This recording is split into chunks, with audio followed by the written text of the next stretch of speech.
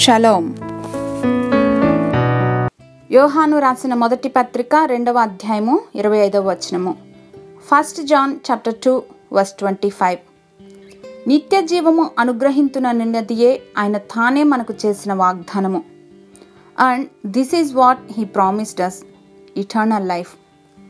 వాగ్దానాలను స్వతంత్రించుకోవటానికి మొదటిగా ఆ వాగ్దానము సత్యమైనది మరియు నమ్మదగినదని మనం ఎరిగి ఉండాలి.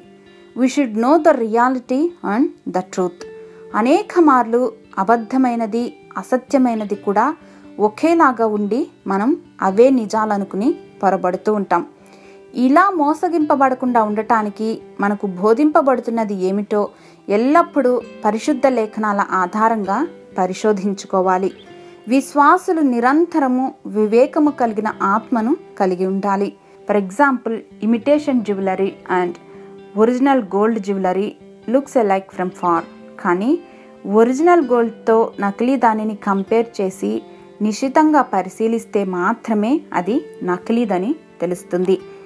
ఈనాటి క్రైస్తవ సమాజంలో కూడా ఎన్నో విరుద్ధ అబద్ధ బోధనలు సంభవిస్తూ ఉండగా మనం వివేకవంతులుగా ఉండటం అనేది అత్యంత ఆవశ్యకం.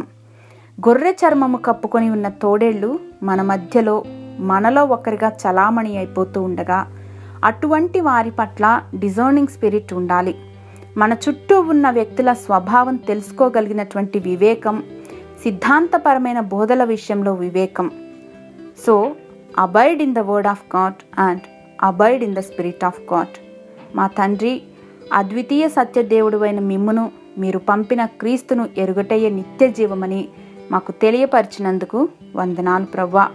ఎల్లప్పుడూ జ్ఞానాత్మను వివేకమును కలిగి జీవించే కృపను అనుగ్రహించమని యేసు నామంలో ప్రార్థించి పొందుకొని ఉన్నాం మా ప్రియ పరలోకపు తండ్రి. ఆమేన్.